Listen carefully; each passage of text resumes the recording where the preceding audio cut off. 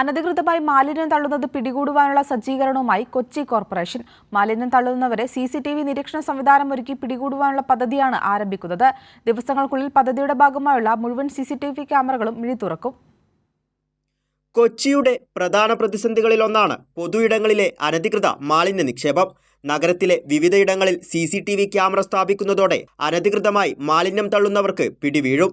ഇതിനായുള്ള CCTV control room സജ്ജമായി കഴിഞ്ഞു. സ്വകാര്യ പങ്കാളിത്തത്തോടെ 148 ക്യാമറകളാണ് കൊച്ചി കോർപ്പറേഷൻ സ്ഥാപിക്കുന്നത്. രാത്രികാലങ്ങളിൽ അതിർത്തി പങ്കിടുന്ന പ്രദേശങ്ങളിലും മറ്റും മാലിന്യം വലിച്ചെറിയുന്ന ആളുകളെ നമുക്ക് ഇപ്പോഴും കൈകാര്യം ചെയ്യാൻ സാധിക്കുന്നില്ല. അതുമായി ബന്ധപ്പെട്ടാണ് കൊച്ചി നഗരസഭ 148 ക്യാമറകൾ സ്ഥാപിക്കുന്നത്. നമ്മളെ കൺട്രോൾ റൂമിൽ നിന്ന് ലഭിക്കുന്ന വിവരം ഒരേ വിഷ്വലിലും ആ ഡിവിഷൻ്റെ പേരും ഡീറ്റെയിലും ഉണ്ട്. ഉടൻ തന്നെ അവിടുത്തെ HIക്ക് ഫോർവേഡ് ചെയ്യുകയും അവിടുത്തെ കൗൺസിലറിന് കൊടുക്കുകയും അതനുസരിച്ച് അവൻ്റെ പേരിൽ നടപടി സ്വീകരിക്കുകയാണ് എന്നതാണ് ഞങ്ങളുടെ ഉദ്ദേശ ലക്ഷ്യം. അതിർത്തി പ്രദേശങ്ങളിലും മാലിന്യം തള്ളുന്നതായി ശ്രദ്ധയിൽപ്പെട്ടിട്ടുള്ള സ്ഥലങ്ങളും കേന്ദ്രീകരിച്ചാണ് കൂടുതലായി ക്യാമറകൾ സ്ഥാപിക്കുക. 24 മണിക്കൂറിൽ 3 ഷിഫ്റ്റുകളായാണ് കൺട്രോൾ റൂമിന്റെ പ്രവർത്തനം.